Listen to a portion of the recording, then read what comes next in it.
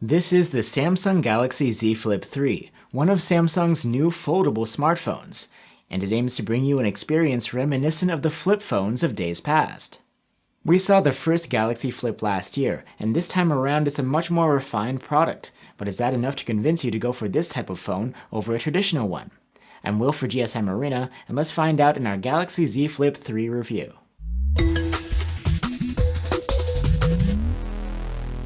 Samsung has found a way to fit a large display into a small form factor thanks to its foldable screen technology.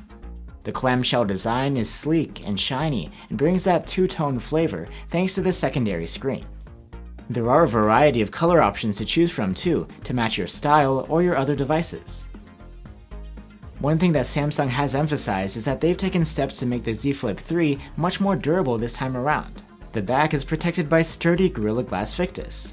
And while the inner screen is covered by plastic, there's a new protective film which should be more scratch resistant. And they've reinforced the hinge mechanism and the frame itself using a material called armor aluminum, which is supposed to be tougher and more lightweight.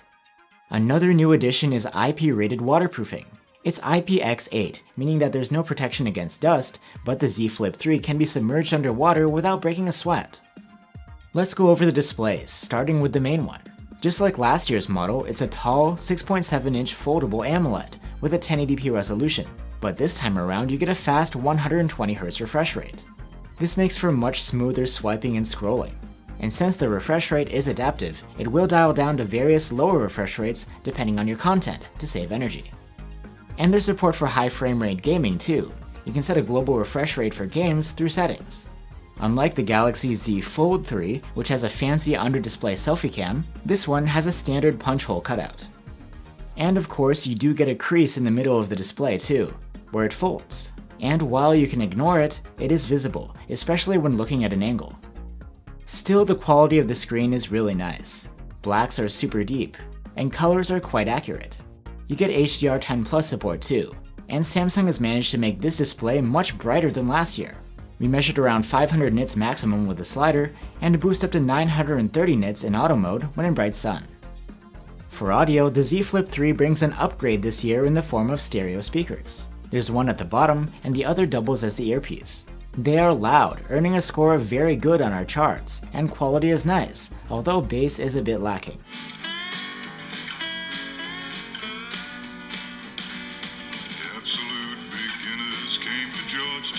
Waking up and unlocking the Z Flip 3 can be done with a side-mounted fingerprint scanner that's built into the power button. It's fast and responsive. But unflipping the fold one-handed and unlocking it is a bit tricky to do smoothly, and lefties have it even worse. It's more of a two-handed affair. The phone's interface is Samsung's One UI on top of Android 11, along with a couple of extra exclusives to take advantage of the flip mechanism. With the phone unfolded, the home screen and functions are pretty much exactly the same as Samsung's other phones. For example, you're able to pin apps to the top of the share screen, so you don't have to hunt for them every time. And of course, there's Samsung's Edge panel for holding your important shortcuts. The exclusive features appear when the screen is partially folded. In this position, you can set the phone on a desk or table to watch media content on the top half, while the media controls appear on the bottom half. This is also handy if you're looking at your photos in the gallery, and you don't have to swipe on the pictures themselves to navigate. But probably the most useful way Samsung has enabled this feature is in the camera app. With the phone rested like this, it's stabilized, sort of like it's on a tripod, and the controls are easy to access. The Galaxy Z Flip 3 runs on a flagship Snapdragon 888 chipset, and unlike with other Samsung phones, that's for every market. There's no split with Exynos chips here. This is one of the most powerful chips you can get on a phone, and performance is great. But when you compare benchmark scores to other Snapdragon 888 flagships, the Z Flip 3 falls behind the others for some reason, as if there's something holding it back. As far as thermals go, the Z Flip 3's performance is far from stellar. It tends to heat up and throttle after just a few minutes under heavy strain. But this is comparable to other devices we've seen recently. And of course, real-life use shouldn't be as stressful as our throttling test. Powering the phone is a 3300 mAh battery, nothing huge, but the same capacity as last year. Unfortunately, it seems that the battery performance isn't as good on this new model. In our test routines, the Z Flip 3 earned an endurance rating of just 69 hours. This score puts the Z Flip 3 at the bottom of the chart, but it is understandable. you have this restricting form factor together with a high refresh rate screen and power-hungry chipset. The Z Flip3 doesn't ship with a charger in the box, just like Samsung's other flagships, though some retailers are bundling it with a 25-watt charger. The phone only supports up to 15-watt charging though, so you'd get 0 to 40% charge in half an hour, even with the more powerful one. There's also support for wireless charging, if you prefer.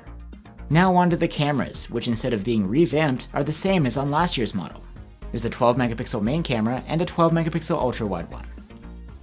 Daylight photos from the main cam are very good in quality, but still not quite as nice as you'd expect at this price. They have vivid colors, high contrast, and plenty of detail for this resolution. However, some textures like grass have a messy and overprocessed look. Dynamic range is good here, though other high-end phones outperform the Flip in this regard. Portraits come with the benefit that the subject can see themselves on the cover display while you're taking the shot. Quality-wise, they have great separation around the subject, with well-handled hair in general.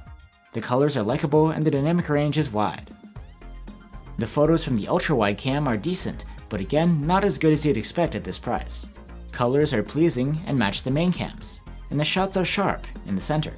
However, there is plenty of corner softness, and dynamic range isn't as wide as on other flagships. The selfie situation is pretty versatile on the Z Flip3.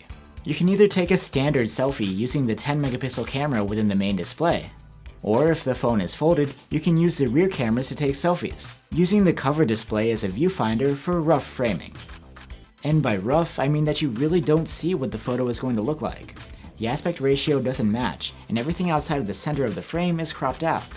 Anyway, these rear camera selfies come out in a square, 2992 by 2992, and they look quite nice. The ultra-wide cam's fixed focus has trouble getting your face to come out sharp though. In contrast, selfies from the front-facing cam come out in a standard 4:3 aspect ratio. They have good detail, but colors are muted, and the exposure is a bit off, particularly in brightly lit scenes.